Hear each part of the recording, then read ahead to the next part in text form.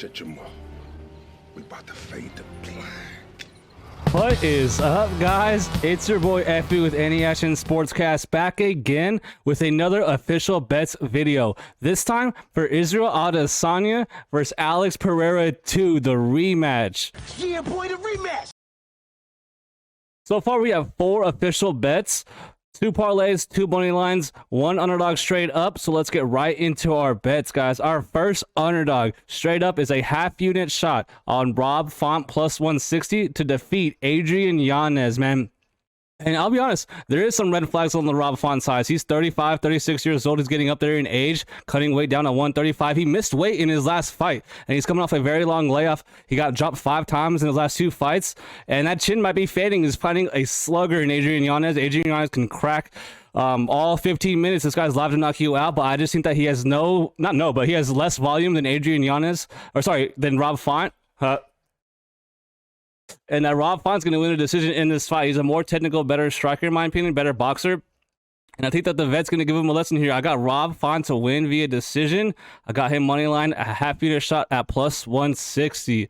After that, we have a 2-leg parlay. Lupita Godniez at minus 270 parlayed with the Chris Curtis Kevin Gastelum over at minus 280. We parlayed that for 1.10 units, and I feel good about that, man. I'm fading Cynthia Calvillo in this spot, man.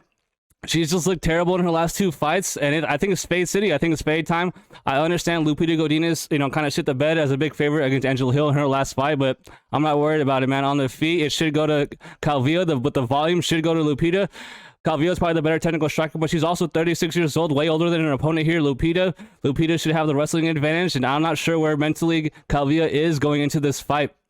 On the parlay, on the other side, we have the Chris Curtis, Kevin Gastelum over, man. Both those guys are super durable. I don't see either guy getting dropped in this fight. The over-under is 2.5. Fight goes the distance. Are both favorited for a reason, man. Kevin Gastelum's coming off a very long layoff as well, but I think that he's actually going to win this fight. He opened as an underdog. He's been steamed all the way to a minus 130 favorite. I think Kevin Gastelum wins the decision, meaning the over hits. After that, we have a parlay again with Kevin Holland to win over Santiago Ponzinibbio, and then Jaqueline Amorim to win over Sam Hughes. And this is a fade on Sam Hughes, man. Sam Hughes is not good at fighting, in my opinion. 7-5, 2-4 in the UFC. Obviously, he's fought higher level competition than Jaqueline. Jaqueline's fought nothing but cans, 6-0, and has finished all 6 of her fights in the first round. She's never had an opponent good enough to extend her to the second round, and that's because her jiu-jitsu is world class. She's a world champion jiu-jitsu player, and I think that she's going to submit Sam Hughes, a girl with terrible takedown defense. And we parlayed her, man, with Kevin Holland at minus 260 to defeat Santiago Ponzinibbio. These 2 legs on this parlay, Jaqueline Amorim and Kevin Holland, the odds on this parlay come out to minus 109. We laid 1.10 units on this parlay to hit, and I feel confident both fighters have a very good chance of finishing their opponents. Jaqueline submitting Sam Hughes and Kevin Holland knocking out Ponzinibbio. Ponzinibbio's last performance was just not impressive, man. He's 36 years old. He's getting up there in age. His second stint in the UFC. I understand Kevin Holland's a big-time stunt puller. This guy's IQ is very questionable, but I think that he's a taller, longer, more athletic guy in this fight. And even if he doesn't finish Santiago, which he's very durable, Santiago, he can win a decision here, in my opinion. So give me Kevin Holland, Jaqueline Amorim parlay, 1.1 units. Which brings us to our biggest bet of the night, guys. We have Isreal Adesanya minus 135 for 2.02 units. And new. He's going to defeat Alex Pereira, and he's going to make it look easy, guys.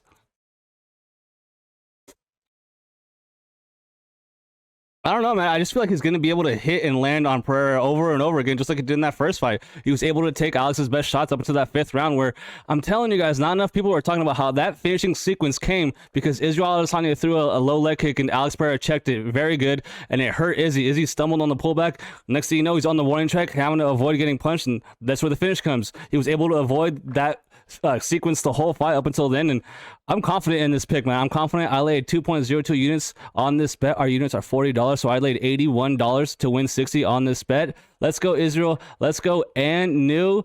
I think it's going to be an exciting fight. This main card, this card in general is going to be exciting. There's a couple underdogs that I'm still thinking about betting, guys. I'm really looking at that Christian Rodriguez line and that Steve Garcia line, man. I think both those dogs are alive, and we already have one in Rob Font, so yeah, man, those are my 4 picks, man. We're on a 2-card winning streak. So far, there's been 4 pay-per-views this year. We've won 8 units on them. We're 3-1 on them, and we're trying to, keep it going here. Let's go. Any Action Sports, guys. Thank you so much for watching my bets. Go and smoke some, watch these fights, and good luck with their bets, man. Leave me a comment. Let me know what you think about my bets. We'll see you next week. Peace.